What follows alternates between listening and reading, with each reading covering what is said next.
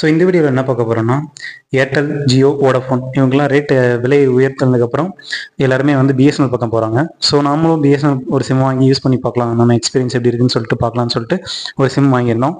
So அதில் என்னோட personal experience என்னென்னு தான் ஷேர் பண்ண போகிறேன். ஸோ என்னென்னு இந்த வீடியோவில் ஷார்ட் அண்ட் ஸ்வீட்டாக பார்க்கலாம். வீடியோ கடைசி வரைக்கும் பாருங்கள். ஸோ பிஎஸ்என்எல் சிம்மை பொறுத்தவரையிலும் உங்களுக்கு வெளியே எங்கேயும் கிடைக்காது, பிஎஸ்என்எல் ஆஃபீஸுக்கு தான் போகணும். அங்கேயே போனாலும் உங்களுக்கு ஸ்லோவாக தான் ப்ராசஸ் பண்ணுறாங்க, ரொம்ப ஸ்பீடாக இது ப்ராசஸ் பண்ணுறது கிடையாது. ஸோ நம்ம ஒரு வழியாக சிம் வாங்கிட்டோம். 150 சார்ஜ் பண்ணாங்க. ஆனால் மற்ற இடத்துல கம்பேர் பண்ணும்போது இங்கே மற்ற இடத்துல வந்து பார்த்தீங்கன்னா 50 ருபீஸுக்கே சிம் கொடுத்தாங்க. பட் ஆனால் எங்கள் ஏரியாவில் இருக்க ஆஃபீஸில் வந்துட்டு 150 தான் கொடுத்தாங்க.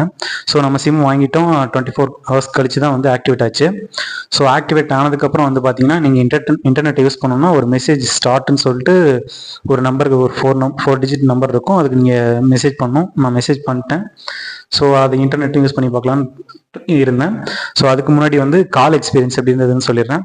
ஸோ டவரை பொறுத்தவரையில் எந்த பிரச்சனையும் இல்லை, கால் குவாலிட்டி ரொம்பவே நல்லா இருந்தது. ஜியோவில் கூட ஆக்சுவலாக நான் ஜியோ தான் யூஸ் பண்ணுறேன்.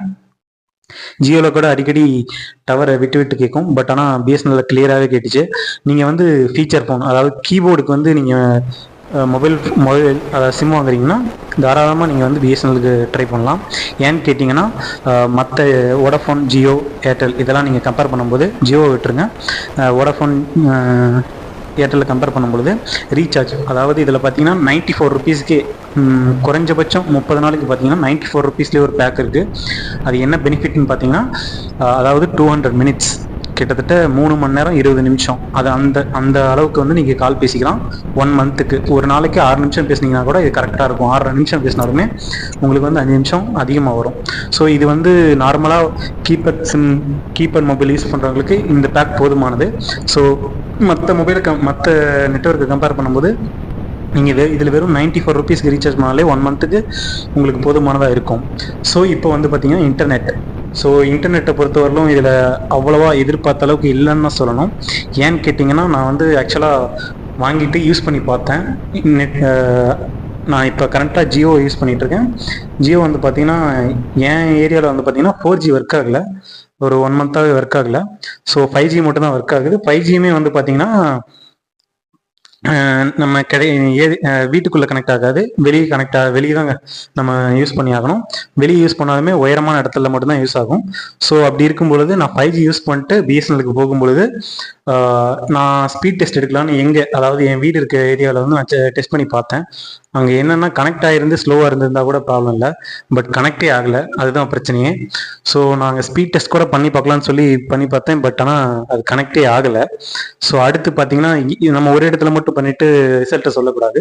ஸோ அதனால நான் இன்னும் ஒரு 2 பாப்புலர் ஏரியாவில் வந்து டெஸ்ட் பண்ணேன்.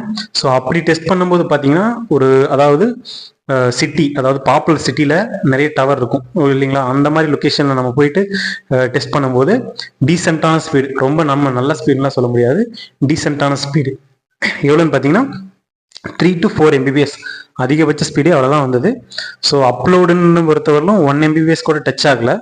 ஸோ நீங்கள் வந்து இன்டர்நெட் யூஸ் பண்ணோம்னா வந்து உங்களுக்கு இன்டர்நெட் வந்து மாடரேட்டாக யூஸ் பண்ணுவேன், ஓரளவுக்கு மட்டும் யூஸ் பண்ணுவேன் அப்படின்ற பட்சத்தில் நீங்கள் போகலாம். அதுவும் எப்பன்னா நீங்கள் வந்து பாப்புலர் சிட்டி சைடு இருக்கீங்கன்னா டவர் உங்களுக்கு அந்த இடத்துல ஸ்ட்ராங்காக இருக்கிற பட்சத்தில் நீங்கள் அங்கே போகலாம். அதாவது பிஎஸ்என்எல் சிம்முக்கு இன்டர்நெட்டுக்கு போகலாம். அப்படி இல்லைன்னா மற்ற சிம் போயிடுறது பெட்டர். அதை மற்ற நெட்வொர்க்கை கம்பேர் பண்ணும்போது இதில் வந்து பார்த்தீங்கன்னா காஸ்ட் கம்மியாக இருக்கும். பட் ஆனால் வந்து பார்த்தீங்கன்னா நீங்கள் இதே வில்லேஜ் சைடு இருக்கீங்கன்னா டெஃபினட்டாக உங்களுக்கு இன்டர்நெட் வேணும்னா தயவு செஞ்சு பிஎஸ்என்எல் பக்கம் போகாதீங்க. இப்போதைக்கு இன்னும் ஏதோ அவங்க 4G ரோல் அவுட் பண்ணுறேன்னு சொல்கிறாங்க, பட் ஆனால் என் ஏரியாவில் 4G கிடைக்கல. ஸோ நீங்கள் வந்து இன்டர்நெட்டு உங்களுக்கு முக்கியம் பட்டுச்சுன்னா நீங்கள் அதர் நெட்வொர்க் போயிடலாம்.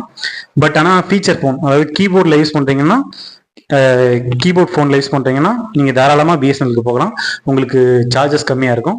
ஸோ இதுதான் என்னோட எக்ஸ்பீரியன்ஸ். அது மட்டும் இல்லை, இதோட ஸ்பீட் டெஸ்ட் கிளிப்லாம் இதில் பார்த்துருப்பீங்க. ஸோ உங்களுக்கு ஏதாவது டவுட் இருந்தாலும் கமெண்ட் பண்ணுங்கள். தேங்க்யூ ஃபார் வாட்சிங்.